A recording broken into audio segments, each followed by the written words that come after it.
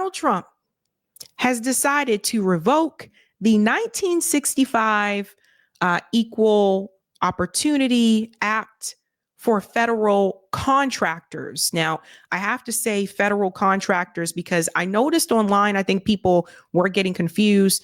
There's the Equal Opportunity Act, and then there's the Equal Opportunity Act for federal contractors. This is the one that was signed by LBJ, if I'm not mistaken. So we're going to go directly to the White House website to show you what was done. And then we're going to pivot over to a panel discussion so you can see how people are discussing this. Now, number one, this is Donald Trump speaking to his base. I was surprised to see that so many people were surprised online that this was done.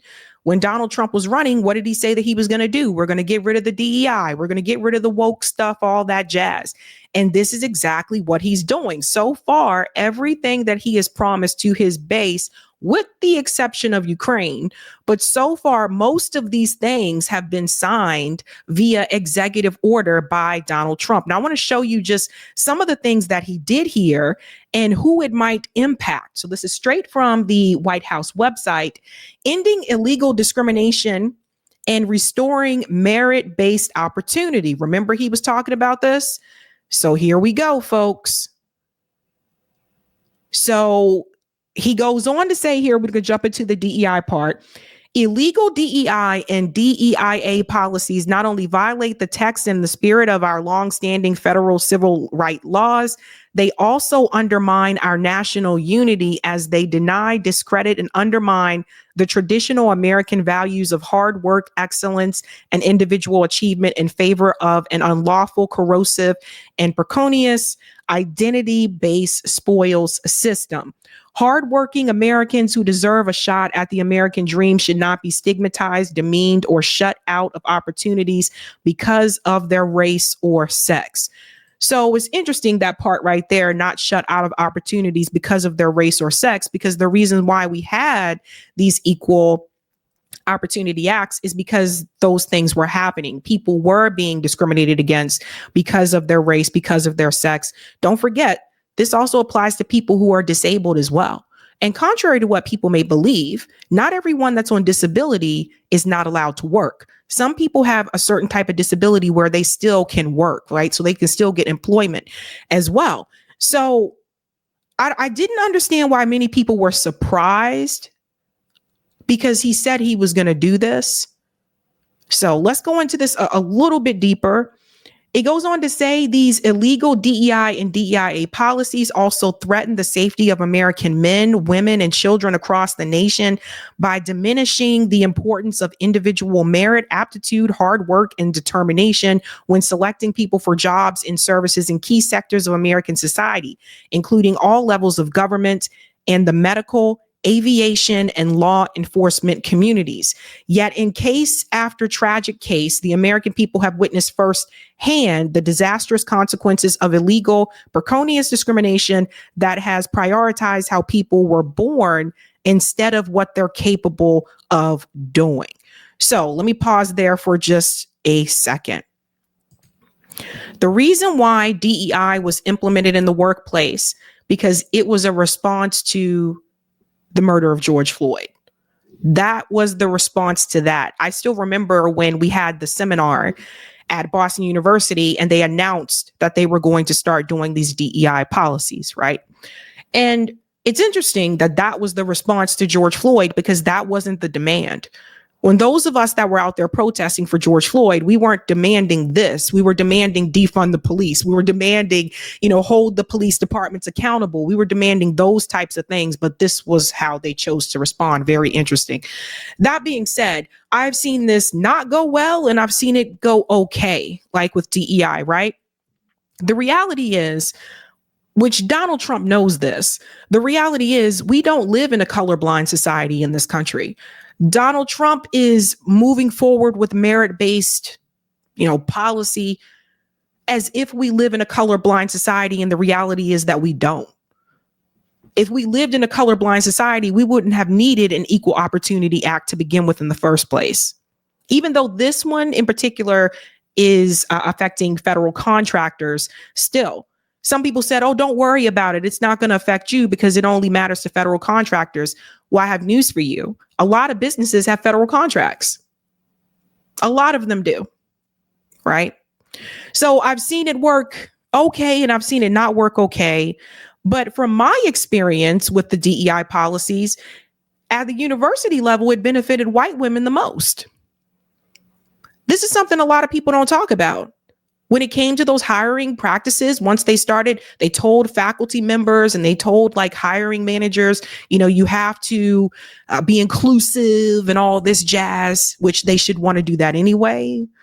But what ultimately happened is that their idea of being inclusive meant to hire more white women, especially for the managerial roles.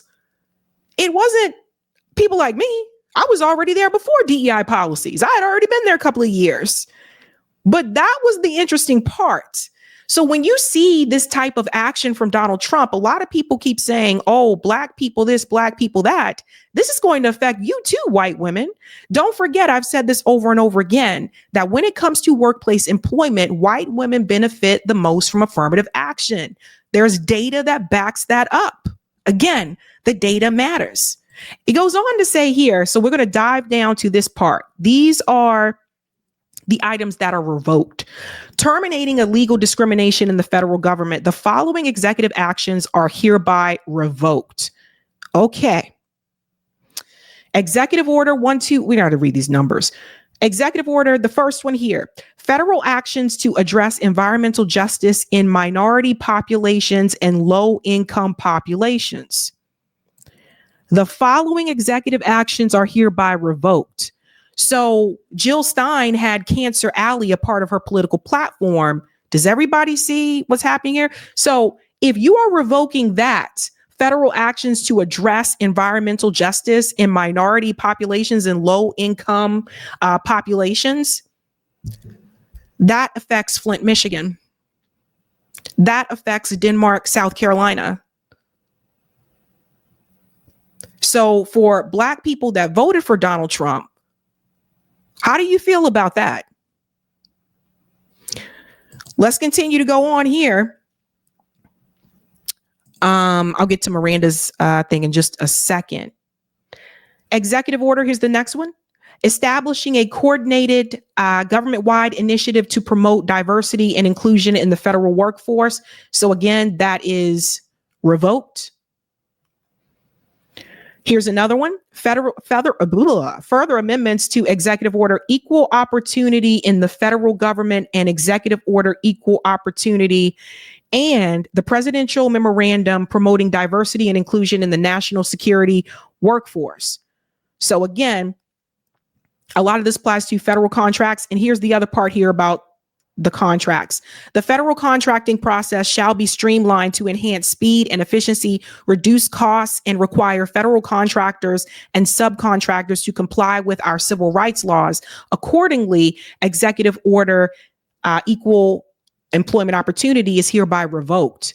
For 90 days from the date of this order, federal contractors may continue to comply with regulatory scheme in effect on January 20th, 2025.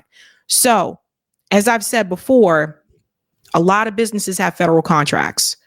Now, again, he's revoking the equal employment opportunity that applies to federal contracts. When this was first announced online, and I can't remember the name of the account, I think it's called Pop Crave, was announcing this online. I think they quoted this wrong and they gave people the impression that this was the equal opportunity employment law of the land that was being revoked. That's not the same thing. That's not being revoked. So the way it works is that these companies still have to abide by non-discrimination laws. But when it comes to federal contractors, I mean, there's ways you can discriminate against people without being obvious about it. You know what I mean? It's not like they're saying, I'm not going to hire you because you're Black. You can still not hire somebody and not be obvious about it and come up with other reasons.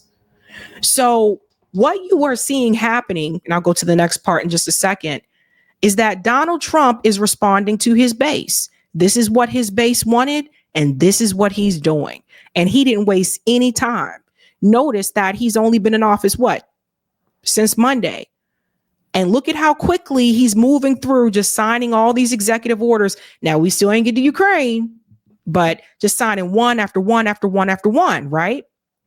So this part here, again, the Office of Federal Contract Compliance Programs within the Department of Labor shall immediately cease promoting diversity, holding federal contractors and subcontractors responsible for taking affirmative action, and allowing or encouraging federal contractors and subcontractors to engage in workforce balancing based on race, color, sex, sexual preference, religion, or national origin. That means obviously no quotas, right? Like you can't be like, there's 10 of us that work in this office, so at least 2 or 3 have to be people of color. Like you can't do that.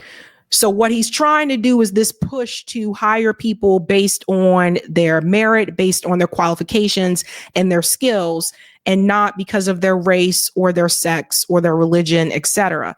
But from my experience, a lot of times the merit and the qualifications were looked at first. And then what would happen is, like, if there's 4 white guys and like there's one black guy and they all applied for the same job, but they all have like the same experience, that type of thing, then that's where the edge would go to the black guy, right? But like in other cases, like I said, from at the university level, a lot of times when they started the DEI policies at the university, those jobs went to white women. And it wasn't that black people weren't applying or interviewing for those jobs. I had to interview people sometimes as well. But their idea of the whole DEI thing and inclusion was more women, more white women. That's how that ended up working. And I think a lot of people just may not realize that, especially like, say, if you didn't work for a company or you worked from home. I think a lot of people just didn't realize this is what was happening. Jazzy says, black women have to be overqualified. Yeah. And I think this is what, and Just Z is right. I think this is what people don't understand. Like in my experience, I couldn't just meet the minimum requirements. I had to be above and beyond the minimum requirements. And so, and typically with me, by the time you bring me in for an interview, they didn't know what color I was. There's white people named Sabrina, black people named Sabrina, you know. Sabrina can be any race. So they didn't know what color I was until I arrived at the interview. And even then, they could still reject me if they wanted to. But this whole thing has just been caused, oh my God, it's so frustrating.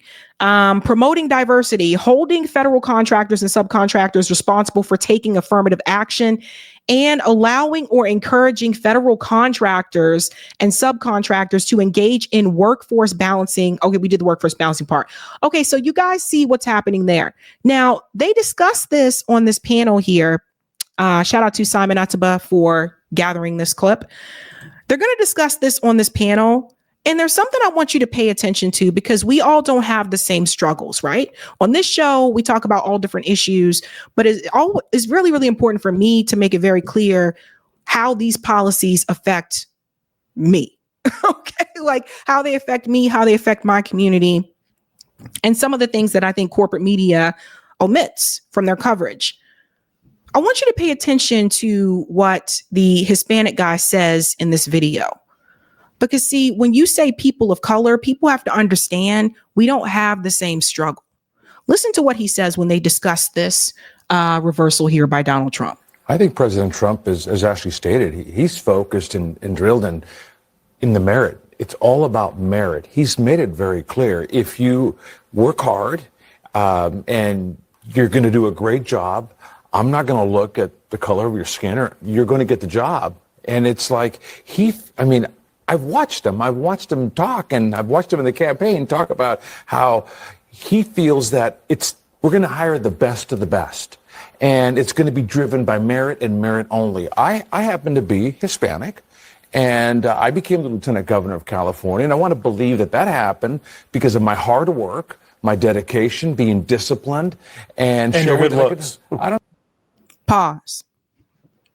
See, this is something, again, we have to push back on, and they don't push back on. They're not going to tell you on that panel what I'm about to tell you, what's missing from that conversation.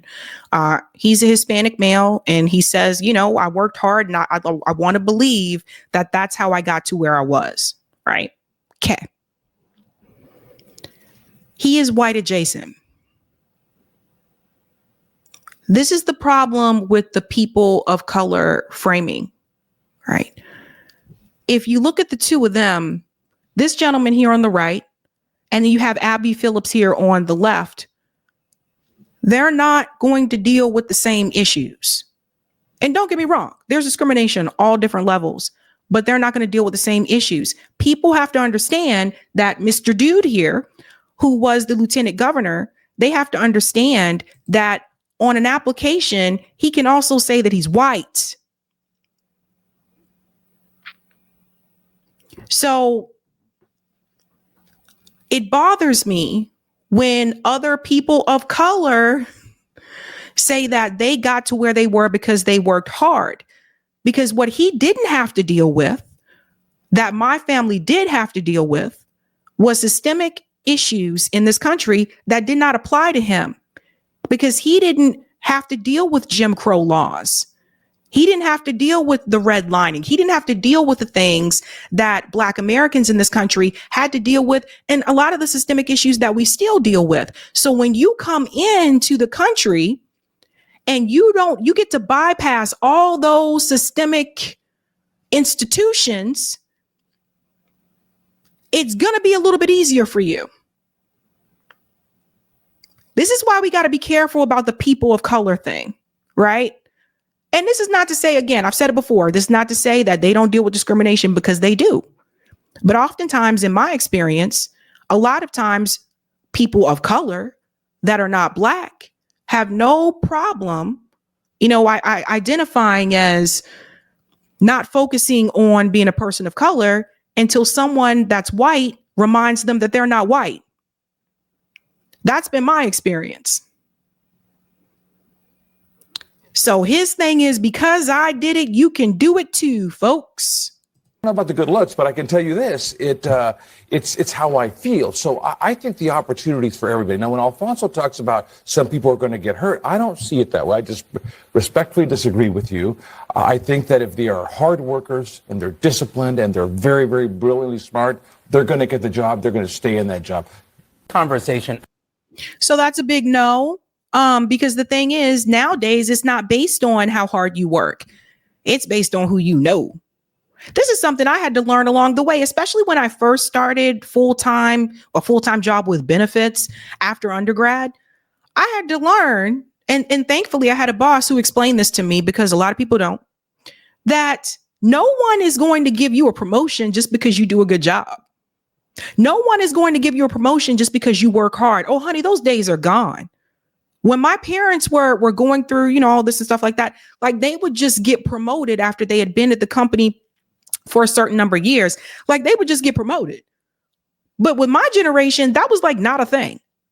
And so I had to learn that the hard way. It was really all about who you knew, who you kissed up to, so you really got to go in there and whose ass I got to kiss. Who do I have to rub elbows with? Because those were the people that got promoted, not the people who necessarily worked hard. Oftentimes, the people who got promoted were the people who did just enough to get by, but they kissed the right ass.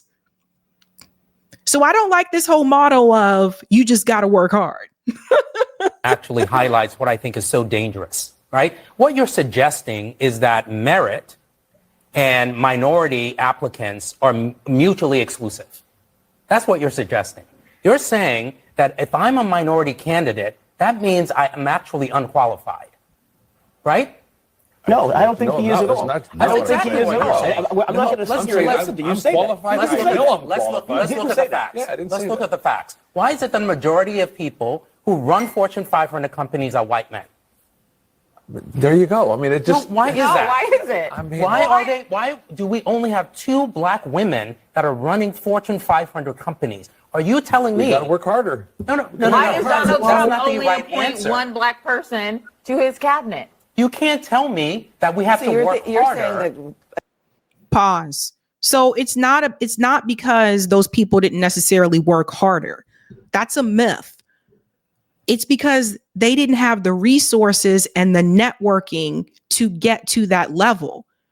People think that you think everyone that's a CEO worked hard.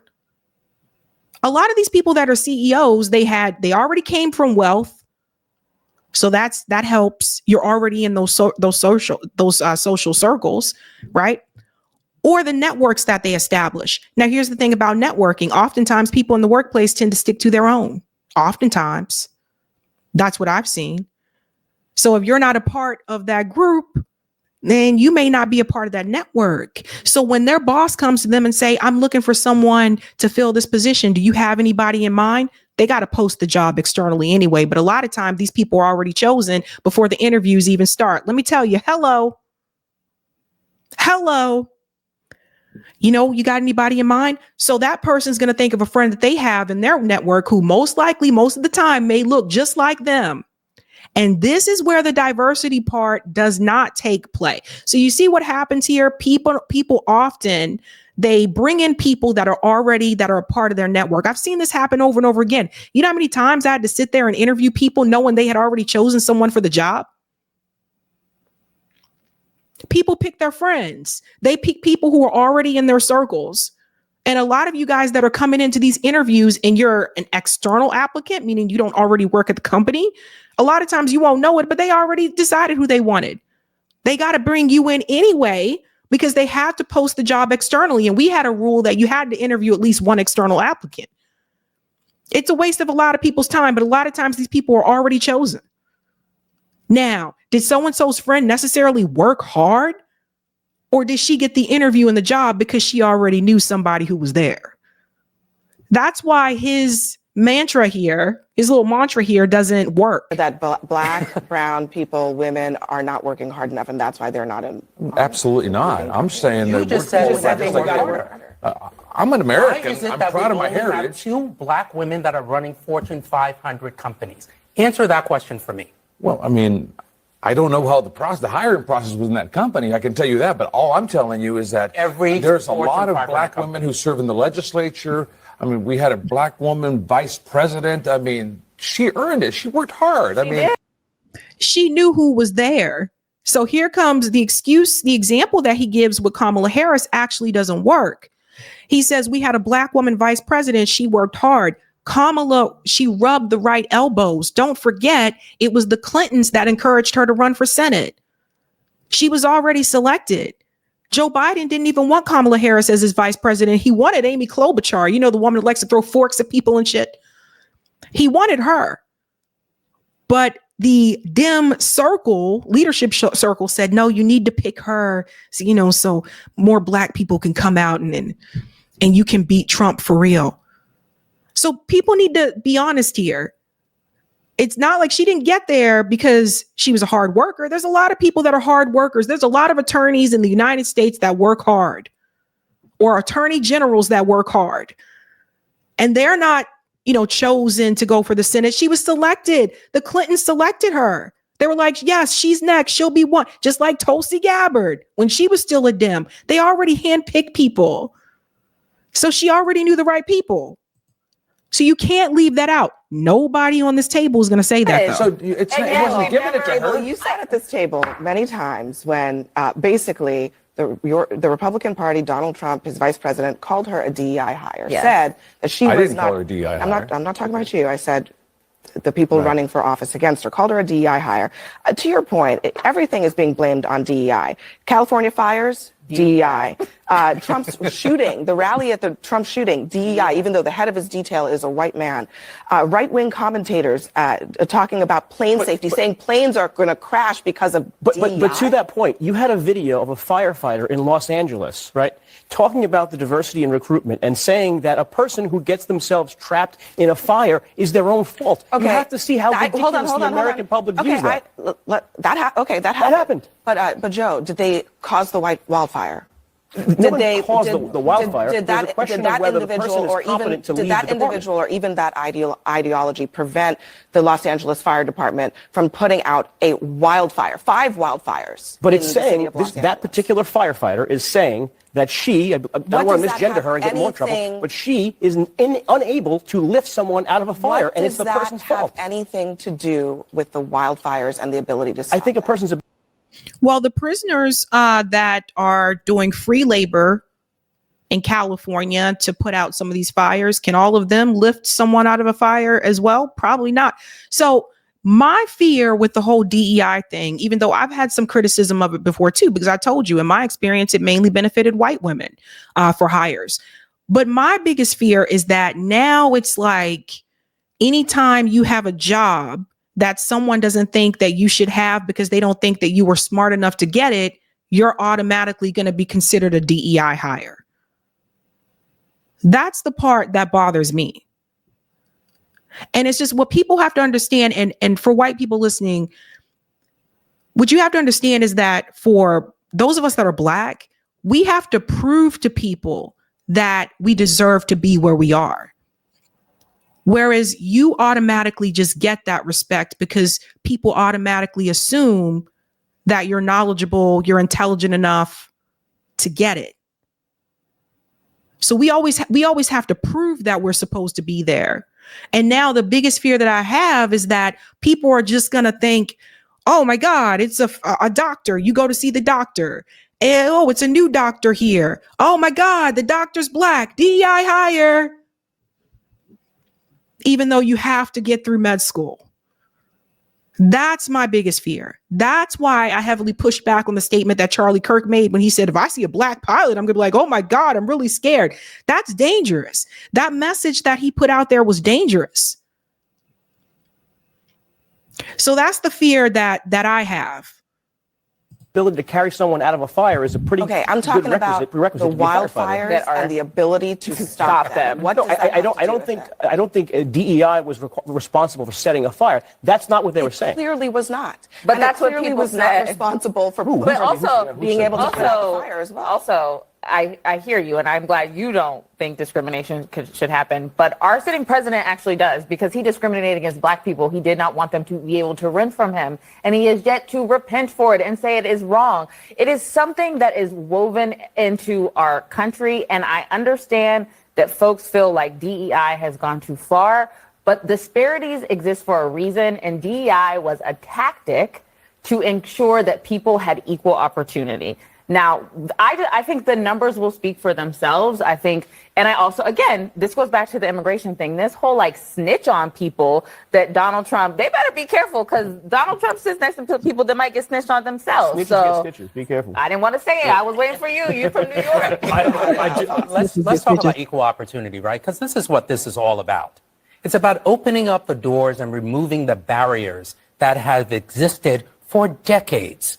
Right? There is a reason why Black people in this country only have 15% of the wealth as white people. So what are you telling us? Are you telling us that we are unqualified, unsmart, that we're not actually operating based on merit? Why is it that we have a culture? Affirmative action. But you know what he doesn't do when he mentions the racial wealth gap? He doesn't bring up reparations.